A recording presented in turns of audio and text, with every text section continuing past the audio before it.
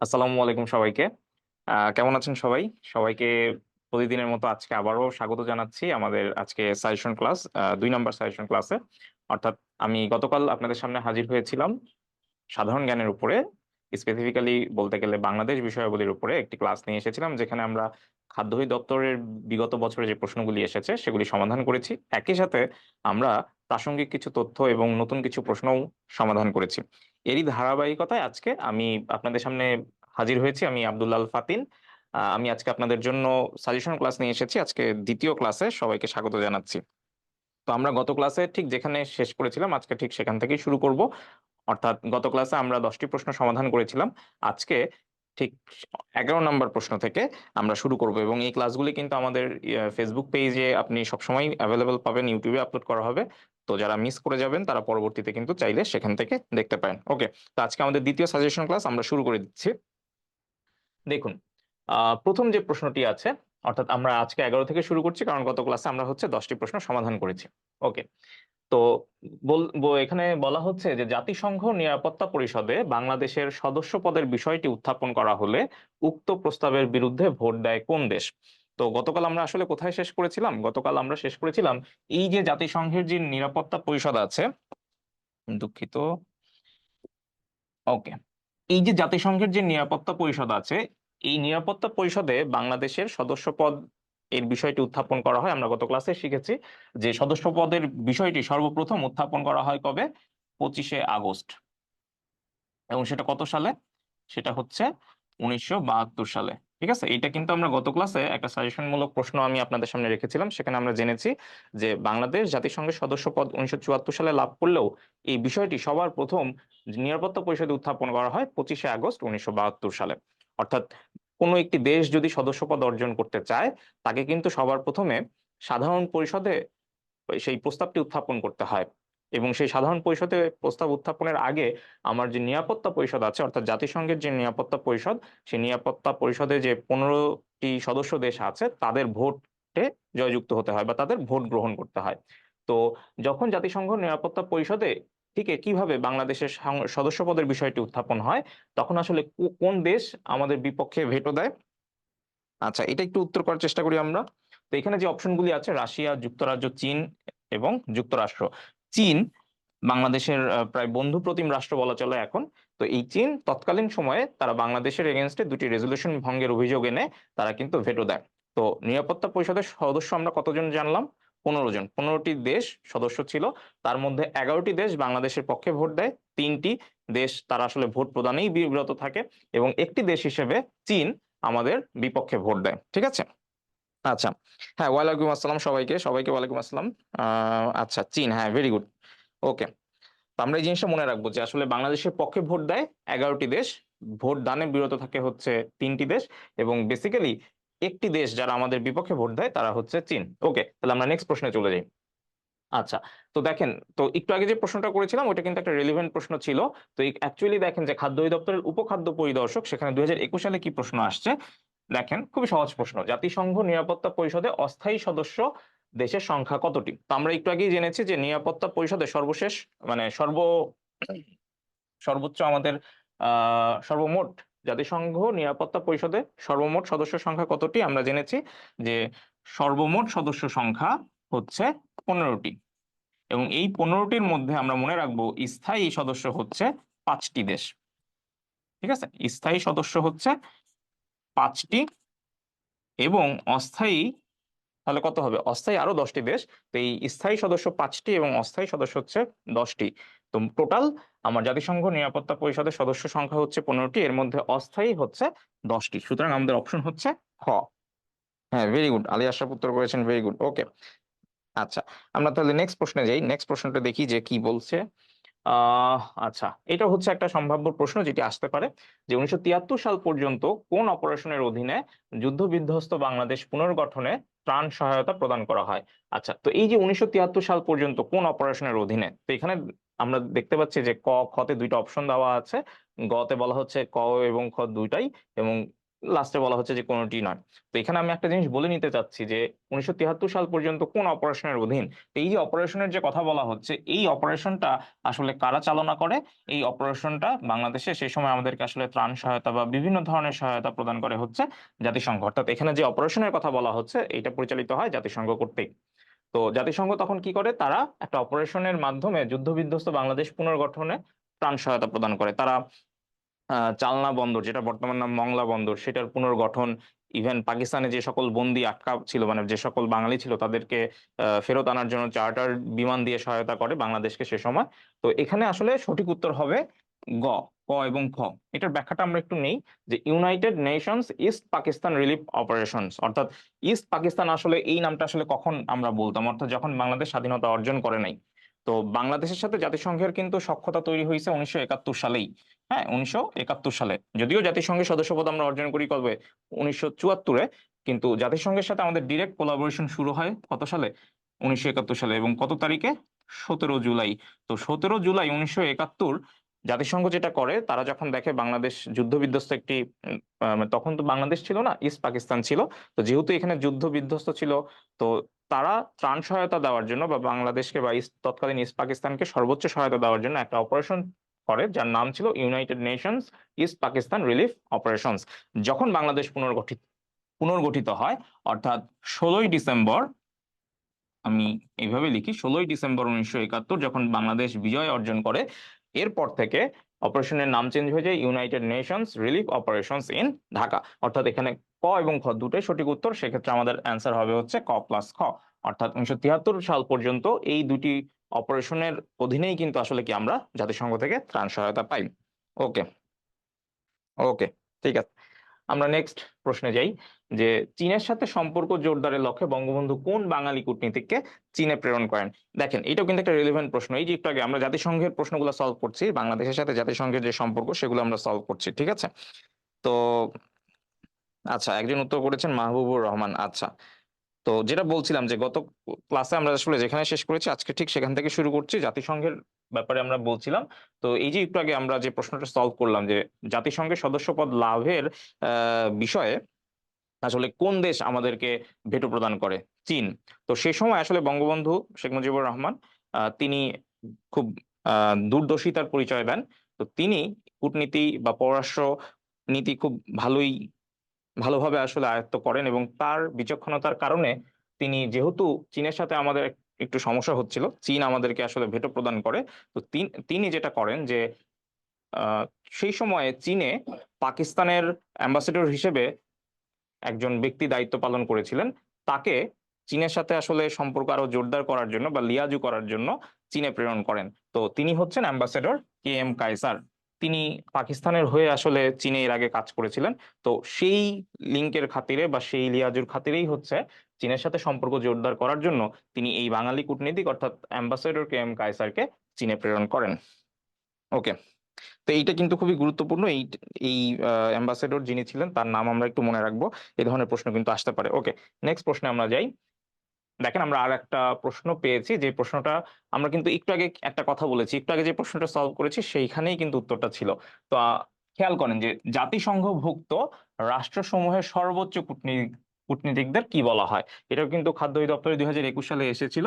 তো একটু আগে আমরা কি দেখেছিলাম, যে আগের প্রশ্নটা যদি আমরা দেখি, যে কোন বাঙালি কূটনীতিককে চীনে প্রেরণ করা হয়, অ্যাম্বাসেডর কে এম কায়সার। তো এখান থেকে আসলে আমরা এটা খুব সহজে অ্যান্সার করব।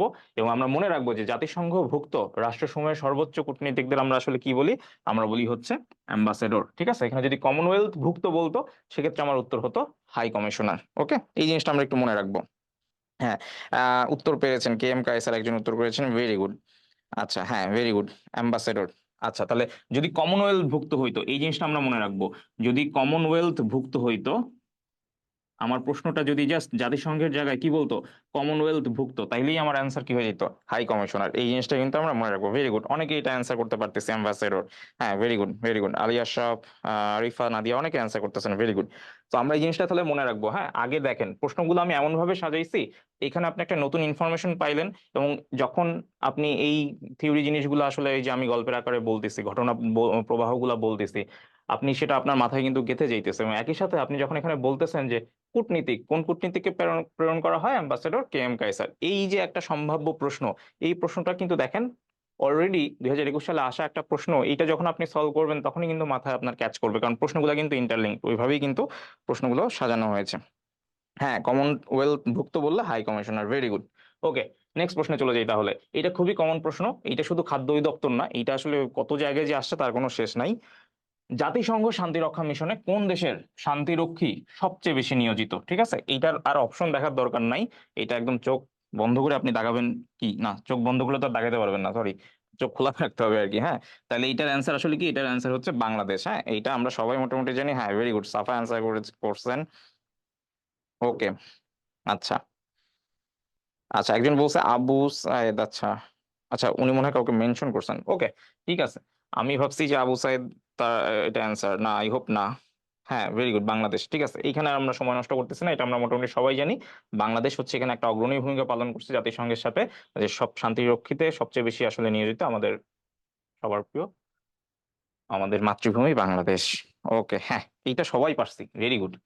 আচ্ছা, তো এইবার দেখি বর্তমান জাতিসংঘ মহাসচিবের নাম কি আছে। এইখানে আসলে বলা নাই জিনিসটা, এখানে আসলে বলা নাই, এটাও আসলে খাদ্য অধিদপ্তরে আসা একটা প্রশ্ন, 2021-এ এটা আসছিল যে তৎকালীন জাতিসংঘ মহাসচিবের নাম কি। তো তখন যেটা অ্যান্সার ছিল এখনো সেটাই অ্যান্সার আছে, অ্যান্সার হচ্ছে অ্যান্টোনিও গুতারেস। জাতিসংঘের বর্তমান মহাসচিবের নাম হচ্ছে অ্যান্টোনিও গুতারেস, এবং এটা আমরা মনে রাখবো, উনি কিন্তু জাতিসংঘের কততম মহাসচিব? নবম মহাসচিব। ঠিক আছে, অ্যান্টোনিও গুতারেস। আচ্ছা, অন্যান্য যে নামগুলো আছে দেখেন, তারাও কিন্তু আসলে কি জাতিসংঘের মহাসচিব কোনো না কোনো পর্যায়ে ছিল। আমি যদি বান কি মুনের কথা বলি, আমরা মনে হয় এই নামটা মোটামুটি সবাই জানি, কারণ অ্যান্টোনিও গুতারেসের ঠিক আগের মেয়াদে ছিল হচ্ছে বান কি মুন, অর্থাৎ তিনি ছিলেন জাতিসংঘের অষ্টম আহ মহাসচিব। ঠিক আছে, আর কুর্ট ওয়াল্ডহেম, এনার নামটা গুরুত্বপূর্ণ, কারণ ইনি 1973 সালে বাংলাদেশে, 1973 সালে ইনি বাংলাদেশে আসেন। 1973 সালে, আমি তারিখটা মনে আছে তাই বলে দিচ্ছি, তারিখগুলো মনে রাখতে পারলে ভালো, না মনে রাখতে পারলেও আসলে দোষ নাই। 1973 সালের 9 জানুয়ারি উনি আসলে বাংলাদেশ ভ্রমণ করেন, এবং তার এই ভ্রমণটা খুবই গুরুত্বপূর্ণ ছিল, কারণ তারিখটা একটু খেয়াল করেন, 1973 সালে আসছেন, অর্থাৎ বাংলাদেশ যে 1972 সালে এবং 1973 সালে, অর্থাৎ স্বাধীনতা অর্জনের পর 1972 এবং 1973, এই 2 বছর ধরেই কিন্তু তারা একটা ফাইট দিয়েছে যেন তারা জাতিসংঘে সদস্যপদ অর্জন করতে পারে, কিন্তু তারা কিন্তু দুইবারই ব্যর্থ হয়। কারণ কি? ওই যে চীনের ভেটোর কারণে বাংলাদেশ কিন্তু পরপর দুইবার ব্যর্থ হয়। আমরা কিন্তু গত ক্লাসে এই জিনিসটা আলোচনা করেছি, যে বাংলাদেশ যখনই জাতিসংঘতে তাদের সদস্যপদ অর্জনের জন্য কাজ শুরু করে 1972 সাল থেকে, 1972 এবং 1973, 2 বছরে কিন্তু তারা দুইবার ব্যর্থ হয়। তো পরবর্তীতে 1973 সালের 9 জানুয়ারি যখন জাতিসংঘের তৎকালীন মহাসচিব কুর্ট ওয়াল্ডহেম তিনি বাংলাদেশ ভ্রমণ করেন, এইটা বাংলাদেশের জাতিসংঘ সদস্যপদ লাভের দিকে কিন্তু আমাদেরকে অনেক দূর এগিয়ে দেয়। ঠিক আছে, হ্যাঁ, ভেরি গুড, নবম মহাসচিব অ্যান্টোনিও গুতারেস। কফি আনান আমরা জানি তিনিও কিন্তু জাতিসংঘের মহাসচিব ছিলেন। ওকে, ঠিক আছে, তো আমরা নেক্সট প্রশ্নে চলে যাই। জাতিসংঘের সচিবালয়ে ব্যবহৃত ভাষা কয়টি? এটা সবাই একটু ঠুসঠাস করে অ্যান্সার দেন তো, দেখি কি অবস্থা, এটা আমরা সবাই পারি কিনা। জাতিসংঘের সচিবালয়ে ব্যবহৃত ভাষা কয়টি? হ্যাঁ, এইটা একটা সম্ভাব্য প্রশ্ন। ঠিক আছে, এইটা আমি একটা সম্ভাব্য প্রশ্ন দিচ্ছি, আমি জানি এইটা আমরা অপশন দেখলে সবাই পারবো। এইটা সবাই আমরা একটু অ্যান্সার করি। জাতিসংঘের সচিবালয়ে কয়টা ভাষা ব্যবহার করা হয়? হ্যাঁ, এই তো সাফা, ভেরি গুড অ্যান্সার করছেন, ভেরি গুড, সবাই অ্যান্সার করেন। জাতিসংঘের সচিবালয়ে কয়টা ভাষা ব্যবহার করা হয়? জাতিসংঘের সচিবালয়ে কয়টা ভাষা ব্যবহার করা হয়? আচ্ছা, ভেরি গুড, হ্যাঁ, ঠিক আছে, আপনারা উত্তর করতেছেন, খুব ভালো লাগতেছে। আচ্ছা, ওকে, আচ্ছা, এই কারণেই আমি এই প্রশ্নটা সেট করছি। হ্যাঁ, কি বলছি, এটা সাজেশন ক্লাস, মানে আমরা নতুন কিছু প্রশ্ন সলভ করব এবং আপনাদের সেখান থেকে রিভিশনটা হয়ে যাবে। জাতিসংঘের সচিবালয়ে ব্যবহৃত ভাষা কিন্তু দুইটা, সবাই একদম মুখস্থ দাগাইতেছেন 6টা। ঠিক আছে, সবাই 6টা দাগাইতেছেন, এবং একজন 6 লিখছে, এরপরে সবাই 6 লিখতেছে। এখনো আপনারা সবাই 6 বলতেছি, কিন্তু আসলে প্রশ্নটা একটু ভালো করে বুঝতে হবে। ঠিক আছে, সাজেশন ক্লাস বলছি যে আমরা সম্ভাব্য প্রশ্ন নিয়ে আলোচনা করব, যে জায়গায় আমরা ভুল করি ওই জায়গাগুলোতেই বারবার বাড়ি দিব। ঠিক আছে, তো জাতিসংঘের সচিবালয়ে ব্যবহৃত ভাষা, যদি বলে সচিবালয়ে ব্যবহৃত ভাষা, তাহলে কিন্তু অ্যান্সার দুইটা। ঠিক আছে, আপনাকে যদি বলতো দাপ্তরিক ভাষা কয়টা, তখন কি হইতো? তখন কিন্তু 6টা হইতো। এই জিনিসটা খেয়াল রাখবেন। যদি আপনাকে আমি বলে দিতাম যে জাতিসংঘের দাপ্তরিক ভাষা কয়টি, হ্যাঁ ওই যে আরেকজন হাসতেছে আচ্ছা, তো জাতিসংঘের দাপ্তরিক ভাষা 6টি। মুখস্থ করা যাবে না কোনো কিছু, হ্যাঁ তো মুখস্থ করা যাবে না। আমরা যখন যেই যে ক্লাসগুলো করতেছি, ক্লাসগুলো নিচ্ছি, এইগুলা কি আমরা জাস্ট টুকে রাখবো, তাহলে কিন্তু মাথায় থাকবে এবং কথাগুলো শুনবেন তাহলে মাথায় সেট হয়ে যাবে। তো জাতিসংঘের দাপ্তরিক ভাষা হচ্ছে 6টি, আর যদি সচিবালয়ে ব্যবহৃত হয় কোন ভাষা, তখন আমরা বলবো 2টি। স্প্যানিশ এবং ইংলিশ, এটা একটু মনে রাখতে পারেন। এগুলো আসলে যত জানবেন তত আপনি সমৃদ্ধ হবেন। ইংলিশ এবং একসাথে কি স্প্যানিশ। ঠিক আছে। তো জাতিসংঘের 6টি যে দাপ্তরিক ভাষা আছে, আমি বিশ্বাস করি যে এগুলো সবাই আপনারা জানেন। বাট যদি আপনাকে বলে সচিবালয়ে ব্যবহৃত ভাষা কয়টি, তাহলে হচ্ছে 2টি, ইংলিশ এবং স্প্যানিশ। কোন 6টা ওইটার আমি এখন বলতেছি না, ওইদিকে আর যাচ্ছি না। আমি আশা করি সেগুলো আপনারা পারেন। যদি না পারেন তাহলে অবশ্যই একটু স্টাডি করে নেবেন, ঠিক আছে। হ্যাঁ, ঠিক আছে, ওকে। নেক্সট প্রশ্নে যাই। আচ্ছা, এবারে আমরা একটু ইন্টারেস্টিং একটা পার্টে চলে আসছি। সেটা হচ্ছে যে আমরা জানি যে কিছুদিন আগে যখন বিসিএস পরীক্ষা হলো, তখন কিন্তু স্পোর্টস অর্থাৎ খেলাধুলার সেকশন থেকে কিন্তু 2টা বা 3টা প্রশ্ন আসছে। তো এটা আমাদের অনেকেরই প্রিয়, অনেকেরই পছন্দের একটা সেক্টর, এবং মানে কমন সেক্টর, যেটাতে আমরা ফুল মার্কস তুলতে পারি। আর যারা খেলাধুলা দেখি না তাদের জন্য আমি তো আছি, টেনশন নাই। তো প্রথম প্রশ্নটা দেখি যে নিউজিল্যান্ডের বিপক্ষে নিউজিল্যান্ডেরই মাটিতে, আচ্ছা এখানে একটু মিস হয়েছে, যে আমি এখানে লিখে দিচ্ছি হাতে। নিউজিল্যান্ডের বিপক্ষে ওদের মাটিতে বাংলাদেশের টেস্ট বিজয়ে ম্যাচ সেরা নির্বাচিত হন কোন খেলোয়াড়। ঠিক আছে, তো এটা দেখেন 2021-এ আসছিল আর কি। তো এইটা খুবই গুরুত্বপূর্ণ। কেন গুরুত্বপূর্ণ? কারণ নিউজিল্যান্ডের মাটিতে নিউজিল্যান্ডকে আমরা হারাই দিছি, তাও আবার টেস্ট ক্রিকেটে। এইটা আসলে একটা বিরাট অর্জন। তো এখন আমরা যেটা করতে পারি, এখানে যদি অপশনগুলো দেখি, আমরা এখানে খুব ইজিলি, যারা একটু খেলাধুলা দেখি তারা জানি যে এই ম্যাচ সেরার পুরস্কার পেয়েছিলেন এবাদত হোসেন। ঠিক আছে, এবং তার যে বিখ্যাত স্যালুট, উইকেট পাওয়ার পরে যে বিখ্যাত স্যালুট, ট্রেডমার্ক সেলিব্রেশন, সেটা নিয়ে সে ইন্টারভিউ দেয়। যাই হোক, এটা আমাদের জন্য খুবই গর্বের যে আসলে আমরা প্রথমবারের মতো নিউজিল্যান্ডকে হারিয়েছি, এবং সেটা হচ্ছে কি ক্রিকেটের সবচেয়ে রাজকীয় যে ফরম্যাট, টেস্ট ক্রিকেটে। ঠিক আছে, আমরা নেক্সট প্রশ্নে যাই। আচ্ছা, দেখি আহ যেটা আসছে সেটা তো আসলে ওই সময়ের 2021-এ আসছিল, 2021-এর আশেপাশে যে ঘটনা ঘটছে সেইটা। এইবার তো আর 2021-এরটা আসবে না, এবার কি আসবে, রিসেন্ট কি ঘটনা ঘটতেছে, এবং খেলাধুলা বিষয় অবশ্যই। আমরা যেহেতু খেলাধুলা বিষয় আসছি, একটু দেখি বাংলাদেশের হয়ে আইপিএল 2024-এ অংশগ্রহণ করে কোন ক্রিকেটার। আমার মনে হয় এটা আমরা সবাই সবাই জানি না, বাংলাদেশে তো একজনই আছে আইপিএল এ যার নাম যায়, সাকিব আল হাসান, রাইট? আচ্ছা, দেখি তো এটা আপনার উত্তর করেন তো দেখি, কেমন খোঁজ খবর রাখেন। বাংলাদেশের হয়ে আইপিএল 2024-এ অংশগ্রহণ করে কোন ক্রিকেটার? আমার মনে হয় এটা সবাই সাকিব আল হাসানই বলবে। আচ্ছা, কিন্তু আমাদের উত্তর কি, মোস্তাফিজুর রহমান। ভেরি গুড, একজন পারছে, হ্যাঁ। ও ওয়াও, অনেকেই অ্যান্সার করতেছেন, এটা আমরা তাহলে সবাই জানি, মোস্তাফিজুর রহমান। আপনি চাইলে এখানে অ্যাডিশনাল একটা ইনফরমেশন মনে রাখতে পারেন। মোস্তাফিজুর রহমান অলরেডি আইপিএল খেলে চলে আসছে, এবং সে 14টি উইকেট লাভ করে। গতকাল পর্যন্ত সে মোটামুটি আহ, সর্বাধিক উইকেট সংগ্রাহক ছিল। তিনি গতকাল আমরা দেখলাম যে জাসপ্রীত বুমরা তিনি হচ্ছে সর্বাধিক উইকেট শিকার করেন। ওকে, নেক্সট প্রশ্নে যাই। যেহেতু এই বছর পরীক্ষা হওয়ার সম্ভাবনা আছে, বা এমনি সমসাময়িক যে আমরা আরো তো অনেক পরীক্ষা দিব সামনে, পিজিসিবি বা পেট্রো বাংলা বা বিভিন্ন ধরনের পরীক্ষা দিব, সুতরাং সমসাময়িক কি ঘটনা ঘটতেছে, খেলাধুলা রিলেটেড কি কি ইভেন্ট এই বছরে আছে, সেগুলো আমরা একটু দেখি। আইসিসি পুরুষ টি-20 বিশ্বকাপ কোথায় অনুষ্ঠিত হবে? আচ্ছা, এটা একটু দেখি সবাই অ্যান্সার করতে পারি কিনা। আইসিসি পুরুষ টি-20 বিশ্বকাপ কোথায় অনুষ্ঠিত হবে? অপশনগুলো হচ্ছে ওয়েস্ট ইন্ডিজ, যুক্তরাষ্ট্র, এরপর বলা হচ্ছে যে ওয়েস্ট ইন্ডিজ এবং যুক্তরাষ্ট্র, এবং লাস্ট আমি বলতেছি কোনোটি নয়। আচ্ছা, আহ সম্ভবত আর 28 দিন পর অনুষ্ঠিত হবে আইসিসি। আগে তো শুধু বলা হয়তো আইসিসি টি-20 ওয়ার্ল্ড কাপ, এখন কিন্তু বলে দেয় আইসিসি মেন্স টি-20 ওয়ার্ল্ড কাপ, যার জন্য আমি এখানে উল্লেখ করছি যে আইসিসি পুরুষ টি-20 ওয়ার্ল্ড কাপ। ঠিক আছে, তো আচ্ছা, হুম, তো টি-20 বিশ্বকাপ আমরা মনে রাখবো যে এখানে আসলে একটা জিনিস মনে রাখবো যে এবার 20টি দেশ অংশগ্রহণ করতেছে টি-20, ওইভাবে মনে রাখতে পারেন। অংশগ্রহণ করতেছে 20টি দেশ, এবং গ্রুপ আছে হচ্ছে টোটাল 4টা। ঠিক আছে, 4টা গ্রুপে ভাগ হয়ে 20টা দেশে অংশগ্রহণ করতেছে, এবং এই হোস্টিংটা কোথায় হচ্ছে, টুর্নামেন্টটা কোথায় উদযাপন হবে? টুর্নামেন্টটা হবে হচ্ছে ওয়েস্ট ইন্ডিজ এবং ইউএসএ তে যৌথভাবে। হ্যাঁ, এই তো অনেকে পারতেছি, ভেরি গুড। কেউ কেউ বলছেন যে যুক্তরাষ্ট্রে, বাট না, ওয়েস্ট ইন্ডিজ এবং যুক্তরাষ্ট্র, হ্যাঁ 2টা দেশে কম্বাইনলি হবে। ঠিক আছে, আমরা নেক্সট প্রশ্নে চলে যাই। আইসিসি পুরুষ টি-20 বিশ্বকাপের সর্বোচ্চ উইকেট শিকারী কোন ক্রিকেটার? ঠিক আছে, আইসিসি যে সামনে যেহেতু একটা ইভেন্ট আছে, সেই ইভেন্টের ব্যাপারে কিন্তু প্রশ্ন আসতে পারে। আচ্ছা, জিকে বলতে কি বোঝায় আসলে? যদি বিসিএস এর কথা বলেন, সেখানে আসলে আমরা খুব মানে মোটা দাগে বলতে পারি বাংলাদেশ বিষয়াবলী, আন্তর্জাতিক বিষয়াবলী।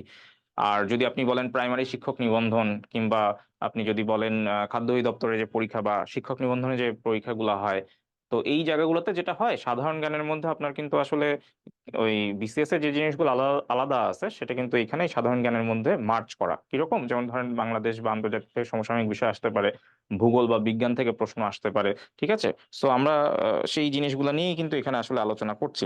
তো বিসিএস এর জিনিসগুলো হয় যে ভূগোল, পরিবেশ, দুর্যোগ ব্যবস্থাপনা, সেটার জন্য আলাদা 10 মার্ক আছে, বিজ্ঞানের জন্য আলাদা 15 মার্ক আছে, ইভেন মানসিক দক্ষতা টাইপও প্রশ্ন অনেক সময় চলে আসে সাধারণ জ্ঞানের অধীনে। সো আপনার ওই আসলে আলটিমেটলি আপনি যদি ফুল কম্বো প্রিপারেশন নেন, বিসিএস এর অনুকূলে প্রিপারেশন নেন, আপনার কিন্তু মোটামুটি হয়ে যাবে। ওকে, হ্যাঁ, ভেরি গুড।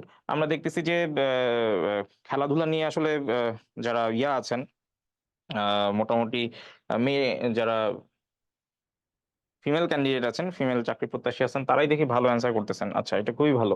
তো আইসিসি পুরুষ টি-20 বিশ্বকাপে সর্বোচ্চ উইকেট শিকারী, এটা আসলে কেন দিছি? কারণ যেহেতু বাংলাদেশের থেকে একজন আহ প্রতিনিধিত্ব করতেছে, এই জন্য এটা আমরা একটু মনে রাখবো যে সামনে যেহেতু টি-20 ওয়ার্ল্ড কাপ আছে, এবং সেখানে আবার সাকিব আল হাসান তিনি সর্বোচ্চ 47টি উইকেট নিয়ে টপ করতেছেন। সো আমরা এটা একটু চাইলে মনে রাখতে পারি।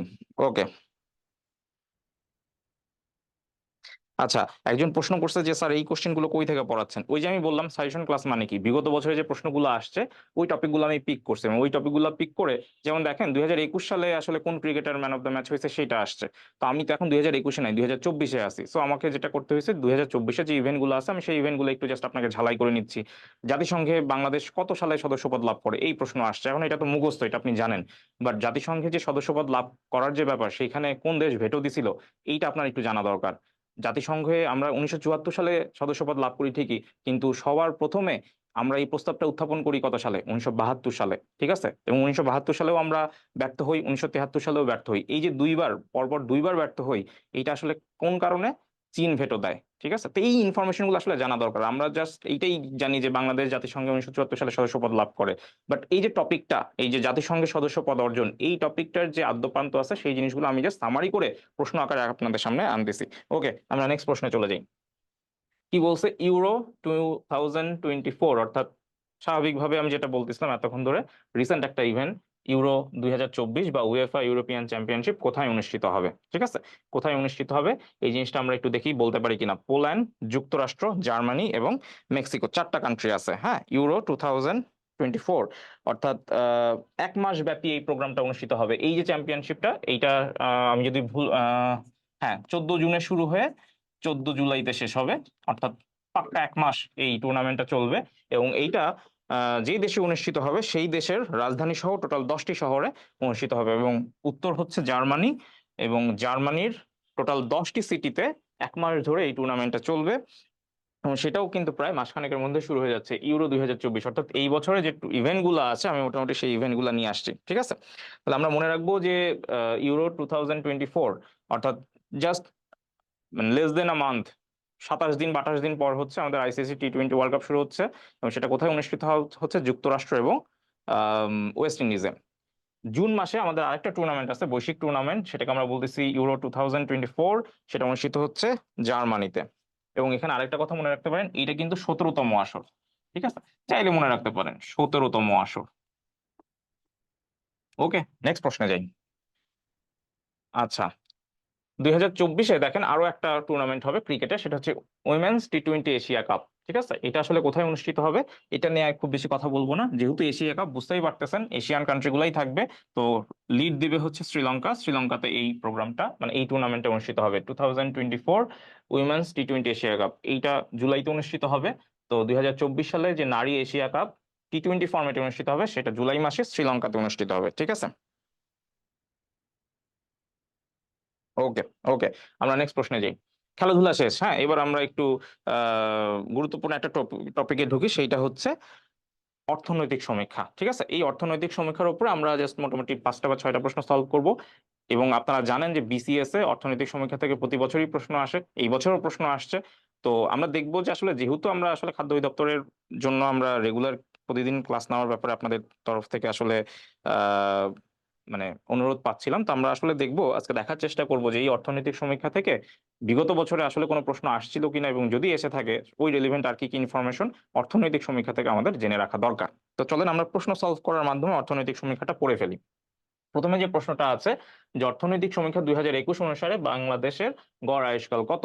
তো যেহেতু এটা 2021-এর কথা বলছে, কেন? কারণ 2021-এ উপখাদ্য পরিদর্শক এই প্রশ্নটা আসছিল, স্বাভাবিকভাবেই 2021 সালে অনুষ্ঠিত পরীক্ষা 2021-এর প্রশ্নই দিছিল, সেটার অ্যান্সার ছিল 72.8 বছর। এটা আমাদের না মনে রাখলেও হবে। তাহলে আমাদের কাজ কি হবে? আমাদের কাজ হচ্ছে আপডেট তথ্য মনে রাখা।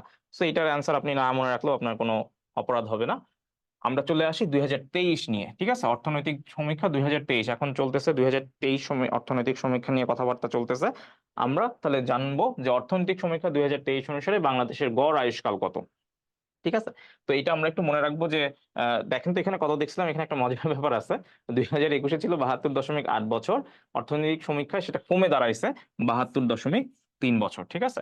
তো এই যে এই বয়সটা বা এই 72.3 বছর, এটাই হচ্ছে বাংলাদেশের এখন গড় আয়ুষ্কাল অর্থনৈতিক সমীক্ষা 2023 অনুসারে। সুতরাং আগে যে প্রশ্নটা সলভ করেছি ওটা জাস্ট আপনাদেরকে দেখানোর জন্য যে এই টাইপের প্রশ্ন আসে বা অর্থনৈতিক সমীক্ষা থেকে এখানেও প্রশ্ন আসে। সো আমরা অর্থনৈতিক সমীক্ষা কিন্তু খুব ভালোভাবে গুরুত্ব দিয়ে পড়বো, ঠিক আছে? হ্যাঁ, 25-এর উত্তর 72.8। আচ্ছা, ভেরি গুড, আপনারা দেখি 2021-এর অর্থনৈতিক সমীক্ষা মুখস্থ রাখছেন। Very good, very good. But 2023টা আমরা মনে রাখবো, ঠিক আছে? 2023-এর জন্য গড় আয়ুষ্কাল কত? 72.3 বছর। ওকে, আমরা তাহলে নেক্সট প্রশ্নে যাই। সম্ভাব্য আর কি প্রশ্ন হইতে পারে? দেখেন এই প্রশ্ন কিন্তু আসে নাই, বাট এই সম্ভাব্য এই প্রশ্নগুলো আমরা মনে রাখবো। আপনাকে আমি বলছি যে অর্থনৈতিক সমীক্ষা 2023 এটা একটু ভালো করে মনে রাখতে হবে। তো অর্থনৈতিক সমীক্ষা 2023 আপনি যদি চোখের সামনে খুলে রাখেন, অনেকগুলা ডাটা আপনি তখন কিন্তু মাথায় ঢুকবে না। বাট আপনি যদি এখন 5টা প্রশ্ন সলভ করেন এটা কিন্তু মনে থাকবে। আপনি যদি নেক্সট দিন আরো 5টা এরকম প্রশ্ন সলভ করেন মনে থাকবে। আসেন দেখি কি বলছে। অর্থনৈতিক সমীক্ষা 2023 অনুসারে বাংলাদেশের মাথাপিছু আয় কত? আচ্ছা, তাহলে এই যে অর্থনৈতিক সমীক্ষা 2023 অনুসারে বাংলাদেশের মাথাপিছু আয়, তো বাংলাদেশের মাথাপিছু আয় এখানে আসলে দেখেন দুইটা অপশন আছে, যেগুলা হচ্ছে আমি 1865 মার্কিন ডলার, এটা আমাদের মনে রাখার দরকার নেই, এটা অনেক আগে এরকম একটা রেঞ্জে ছিল। তো অ্যান্সার হচ্ছে 2765 মার্কিন ডলার, 2765 মার্কিন ডলার। এখন এই যে ডাটাটার সাথে দেখেন, এই ডাটার একটা রেলিভেন্স আছে, মানে এখানে 765, এখানে কি আছে 765, আর এখানে কি আছে? এখানে আছে 657। তো জাস্ট যে কোনো একটা মনে রাখবেন, যদি 2765 হয় তাহলে হচ্ছে কি মাথা পিছু আয়, আর যদি 2657 হয় তাহলে এইটা আপনি মনে রাখবেন এটা হচ্ছে জিডিপি, ঠিক আছে? এইভাবে ক্রস কানেক্ট করে পড়তে পারেন, ঠিক আছে? 2765 হইলে কি, যেটা বেশি সেটা হচ্ছে কি মাথা পিছু আয়। আমরা তো এখন অনেক বড় লোক হয়ে গেছি, হ্যাঁ, তো আমাদের মাথা পিছু আয় একটু বেশি 2765, আর যেটা একটু কম সেটা হচ্ছে জিডিপি, 2657 মার্কিন ডলার। এইটা হচ্ছে কি, এইটা হচ্ছে জিডিপি। তো এখানে লাস্ট 3টা ডিজিট জাস্ট একটু এলোমেলো করতে হবে। হ্যাঁ, কিভাবে এলোমেলো করবেন এটা আপনি জাস্ট প্র্যাকটিসের উপরে, আপনি যে যেভাবে মনে রাখতে পারেন। ওকে, আচ্ছা, লাস্টে যে অপশনটা দেখেন 1698, এই অপশনটা আমি ইচ্ছা করে দিছি একটা তথ্য বলার জন্য, ঠিক আছে? 1698 এই তথ্যটা আমি, মানে এই অপশনটা আমি ইচ্ছা করে দিছি আসলে বেসিক্যালি 1698। এইটা কেন দিলাম, আমি যদি এইভাবে লিখি আর কি, এখানে মাঝখানে একটা ডট দিয়ে দেন, তাহলে আপনি এই যে পাচ্ছেন 16.98 কোটি, এইটা হচ্ছে বাংলাদেশের জনসংখ্যা তার মতে, অর্থনৈতিক সমীক্ষা 2023 মতে, ঠিক আছে? সুতরাং প্রত্যেকটা অপশন কিন্তু দেখেন, এই যে 3টা অপশন আছে না, 3টা অপশন থেকে কিন্তু আপনি রেলিভেন্ট ইনফরমেশন পেয়ে যাইতেছেন। সুতরাং প্রশ্ন সলভ করতে কিন্তু আপনার এমনি পড়া হয়ে যাইতেছে। যদি মাথাপিছু আয় বলে তাহলে 2765 মার্কিন ডলার, যদি জিডিপি বলে জাস্ট এইটাকে একটু স্লাইটলি চেঞ্জ করে দিবেন 2657 মার্কিন ডলার। এটা মনে হয় পড়ারও দরকার নাই, এমনি আপনি অপশন দেখলে আপনার অ্যান্সার আপনি করতে পারবেন যদি আপনি এইটা ভালোভাবে মনে রাখতে পারেন, ঠিক আছে? আর এইটা কেন দিছি, এটা দিছি হচ্ছে আরেকটা ইনফরমেশন বলার জন্য, সেটা হচ্ছে বাংলাদেশের জনসংখ্যা অর্থনৈতিক সমীক্ষা 2023 অনুসারে 16.98 কোটি। ওকে, ঠিক আছে, আমরা তাহলে পরের প্রশ্নে যাই। আচ্ছা, এইটা অনেকবার বিসিএস এ আসছে, ঠিক আছে? এটা সম্ভবত লাস্ট বিসিএস এও আসছিল, মানে 45 বা 44 বিসিএস এও আসছিল, এটা খুব কমন প্রশ্ন। তো আমি এটাকে আবারও দিছি যে আপনাদের একটু ঝালে হয়ে যাক, বা আমরা একটু দেখার চেষ্টা করি যে 2023-এ গিয়ে আসলে আমাদের কোন ডাটা চেঞ্জ হয়েছে কিনা। প্রশ্নটি ছিল এরকম যে অর্থনৈতিক সমীক্ষা 2023 অনুসারে বাংলাদেশের জিডিপিতে সবচেয়ে বেশি অবদান কোন খাতের? তো এটার অ্যান্সার আসলে আমরা এর আগেও যেটা দিছি এবারও তাই দিব। বিগত বছরে যখন বিসিএস এর প্রশ্ন আসে তখন কার জন্য আসলে সেবা খাতের অবদান ছিল সবচেয়ে বেশি, ইভেন এখনো হচ্ছে বাংলাদেশের জিডিপিতে সবচেয়ে বেশি অবদান হচ্ছে সেবা খাতের। এবং এটার পার্সেন্টেজটা আপনারা মনে রাখতে পারেন মোর দেন 55%, ঠিক আছে? 55%-এরও বেশি। ফ্র্যাকশন মানটা আমার আসলে মনে নেই, 55% উপরে, সেবা খাতের অবদান 55%-এরও উপরে। আচ্ছা, ভেরি গুড, সবাই পারতেছেন। ওকে, নেক্সট প্রশ্নে চলে যাই তাহলে। আচ্ছা, এই প্রশ্নটা দেখেন, এই প্রশ্নটা কোথায় আসছে বলেন তো, একটু বুদ্ধি করে বলেন তো এটা কোথায় আসছে। এটা কিন্তু বিসিএস আসছে। কততম বিসিএস আসছে? 46 বিসিএস, বিসিএস আসছে। বিসিএস এ যা আসে ওই প্রশ্নগুলোর কিন্তু সাহায্য নিয়ে প্রায় সময় কি করে, অন্যান্য যে পরীক্ষা, প্রতিযোগিতামূলক পরীক্ষা আছে সেখানে কিন্তু পিক করে বিসিএস এর ডাটাগুলো, এবং সেখান থেকে কিন্তু প্রশ্ন করে। সুতরাং এটা আমরা একটু আরেকবার ঝালাই করি যে অর্থনৈতিক সমীক্ষা 2023 অনুসারে বাংলাদেশের সবচেয়ে বেশি রপ্তানি, সবচেয়ে বেশি রপ্তানি কোথায় করে, বাংলাদেশ সবচেয়ে বেশি রপ্তানি করে কোন দেশে। এটা অ্যান্সার করে ফেলি, এটা আমরা অ্যান্সার করে ফেলি। বিসিএস এ আসা, 46 বিসিএস এ আসা, কয়েকদিন আগেই এটা আসছিল। হ্যাঁ, ভেরি গুড, বি হবে, যুক্তরাষ্ট্র। ঠিক আছে, সবচেয়ে বেশি কে? যুক্তরাষ্ট্র। তো অর্থনৈতিক সমীক্ষা 2023 অনুসারে বাংলাদেশের সবচেয়ে বেশি রপ্তানি করে হচ্ছে যুক্তরাষ্ট্রে। আপনি মনে রাখবেন, এরপর দ্বিতীয় অবস্থানে আছে হচ্ছে জার্মানি, তৃতীয় অবস্থানে আছে হচ্ছে যুক্তরাজ্য, চতুর্থ অবস্থানে আছে হচ্ছে স্পেন, এবং পঞ্চম অবস্থানে আছে হচ্ছে ফ্রান্স। ঠিক আছে, এইভাবে ইনফরমেশন গুলো একটু যদি মনে রাখতে পারেন, দেখেন অপশন গুলো ওইভাবেই সাজাইছি যেন আপনাকে আমি বলতে পারি, ইনফরমেশন গুলো দিতে পারি। এবং এই যে আপনি ক্লাস করতেছেন, এই ইনফরমেশনটা আপনার মাথায় গেঁথে গেলে এগুলো কিন্তু রিটেনও আপনি কাজে লাগাইতে পারবেন। কি কাজে লাগাবেন? আপনি বলতে পারেন যে বাংলাদেশ, এই যে পাঁচটা যে বিগ শট আছে, অর্থাৎ যুক্তরাষ্ট্র, জার্মানি, যুক্তরাজ্য, স্পেন এবং ফ্রান্স, এই পাঁচটা দেশে তারা হচ্ছে এই যাবৎকালে প্রায়, মানে যদি গত অর্থ বছরের কথা বলি তাহলে 29 বিলিয়ন ডলার, 29 বিলিয়ন ডলার তারা কি করে, রপ্তানি করে। 29 বিলিয়ন ডলার রপ্তানি করে। ঠিক আছে, 29 বিলিয়ন ডলার রপ্তানি করে। এবং গত অর্থ বছরে বাংলাদেশ যেই অর্থ মানে যেই পরিমাণ রপ্তানি করে, যেই পার্সেন্টেজ রপ্তানি করে, তার 56% হচ্ছে এইটা। ঠিক আছে, বুঝতে পারছি? অর্থাৎ বাংলাদেশ গত বছরে, মানে গত অর্থ বছরে এই পাঁচটা দেশ থেকে প্রায় 56%, অর্থাৎ 29 বিলিয়ন ডলার রপ্তানি করছে। অর্থাৎ মোট যা রপ্তানি করছে তার 56%ই আসছে কোন দেশ থেকে? এই পাঁচটা দেশ থেকে। এবং এই পাঁচটা দেশের মধ্যে সবচেয়ে বেশি কোথায় করছি আমি? যুক্তরাষ্ট্র, দ্বিতীয় অবস্থানে আছে জার্মানি, যুক্তরাজ্য, স্পেন, লাস্টে কে আছে? ফ্রান্স। ওকে, ঠিক আছে। আচ্ছা, অনেকগুলো ইনফরমেশন আমরা এখান থেকে জানলাম, ভেরি গুড। আমরা নেক্সট কোশ্চেনে যাই। অর্থনৈতিক সমীক্ষা 2023 অনুসারে বাংলাদেশে সবচেয়ে বেশি আমদানি করে। আচ্ছা, এইমাত্র আমরা কি জানছি? এইমাত্র আমরা জানছি রপ্তানির কথা, এখন আমরা জানতেছি হচ্ছে আমদানির কথা। তো আমরা জানি যে অর্থনৈতিক সমীক্ষা 2023 অনুসারে বাংলাদেশ সবচেয়ে বেশি আমদানি করে আসলে দুইটা দেশে। বাংলাদেশের যে একটু আগে আমি ক্লাসে বলছিলাম, বাংলাদেশের বন্ধু প্রথম দুইটা রাষ্ট্র ভারত এবং চীন। এবং এই ভারত এবং চীন সব মিলায় কিন্তু প্রায় 280 কোটির বেশি জনসংখ্যা সেখানে আছে। হ্যাঁ, প্রায় 280 কোটির জনসংখ্যা বহুল দুইটা দেশ। তো এই যে 280 কোটির যে জনসংখ্যা, ভারত এবং চীন, এই দুইটা দেশেই কিন্তু, দুইটা দেশ থেকেই কিন্তু বাংলাদেশ বেশি আমদানি করে। তো সবচেয়ে বেশি আমদানি করে কোথা থেকে? চীন থেকে। এবং দ্বিতীয় অবস্থানে আছে হচ্ছে ভারত। ঠিক আছে, তো যদি আপনাকে প্রশ্ন করে বাংলাদেশের সবচেয়ে বেশি, যদি প্রশ্ন করে এইটা, আবার দেখেন, যদি বলে বাংলাদেশ সবচেয়ে বেশি রপ্তানি করে কোথায়, রপ্তানি করে, হ্যাঁ কোথায়? যুক্তরাষ্ট্র। আর নিয়ে আসে, আমদানি করে কোথা থেকে? আমদানি করে হচ্ছে, বাংলাদেশের সবচেয়ে বড় বাজার হচ্ছে চীন। দ্বিতীয় অবস্থানে কে আছে? দ্বিতীয় অবস্থানে হচ্ছে ভারত। ঠিক আছে, ওকে, ঠিক আছে। তো আমরা আজকে মোটামুটি 20টা প্রশ্ন আমরা সলভ করলাম।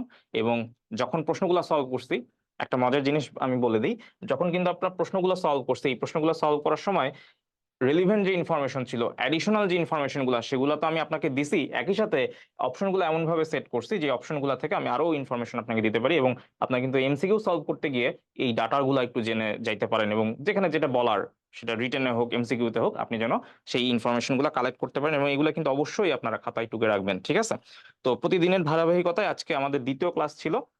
আজকে আমরা রিলিভেন্ট যে প্রশ্নগুলো মোটামুটি সলভ করছি। তো আমাদের আজকে সেকেন্ড ক্লাস ছিল। হ্যাঁ, আমাদের সাজেশন ক্লাস ছিল 2 নাম্বার। ইনশাল্লাহ আমরা আবার আগামীকাল যুক্ত হবো আপনাদের সাথে। আহ সো আপনারা ইনশাল্লাহ আবারও কালকে আপনাদের সাথে আমাদের কথা হবে। তো আমরা চেষ্টা করছি রেগুলার কিন্তু আপডেটেড কিছু ক্লাস নেওয়ার জন্য, সাজেশন ভিত্তিক ক্লাস নেওয়ার জন্য। তো আমি আশা করবো যে সবাই আপনারা আমাদের সাথে প্রস্তুতি নেবেন। আমাদের তো ম্যাথ কোর্স আসছেই, 15 মে থেকে ম্যাথ কোর্স শুরু হচ্ছে, সেখানে মোতাসিম পাহলভি স্যার আছেন। তো ম্যাথ এর ব্যাপারে তো আমরা ইনশাল্লাহ নির্ভর। জিকে নিয়ে আপনারা যে কোনো ধরনের সমস্যায় আমি আপনাদের সাথে থাকবো ইনশাল্লাহ। ঠিক আছে, তো আপনাদের সাথে আবার দেখা হবে। আসসালামু আলাইকুম।